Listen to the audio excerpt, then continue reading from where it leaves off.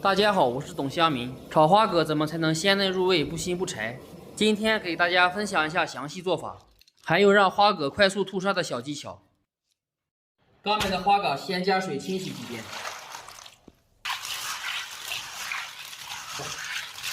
花蛤多少钱一斤啊？7块钱一斤，这些2斤。洗至水清为止，加少量香油。为什么要加香油呢？这样能刺激它，让它把沙吐出来。放一旁浸泡1个小时以上，中途花蛤就会把沙吐出来。泡的时间越久，吐沙越干净。当天买的，当天做完就可以。大葱劈开切葱花，蒜子拍短做成末，姜切末。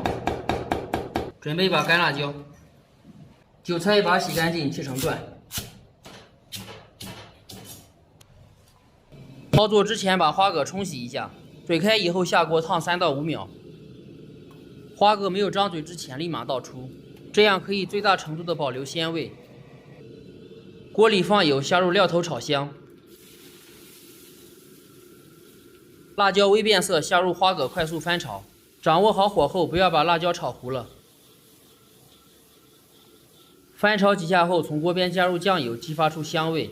炒的时候千万不要加水，花蛤里面的水出来以后调味，加入盐和白糖，不要放鸡精、味精，花蛤本身就很鲜，放了反而会遮盖住它的鲜味。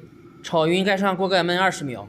花蛤完全张开以后，加入老抽，翻炒均匀，有一点酱油色才有食欲。加入少量水淀粉勾芡，让花蛤挂上汤汁，这样吃的时候才有味道。炒匀以后倒入韭菜，从锅边加一点香辣红油，把它们的香味激发出来。炒好以后就可以出锅装盘，一道好吃又不失鲜味的辣炒花蛤就制作完成。直接下手吧，这样炒出来挺鲜的，再辣点更好吃。开饭。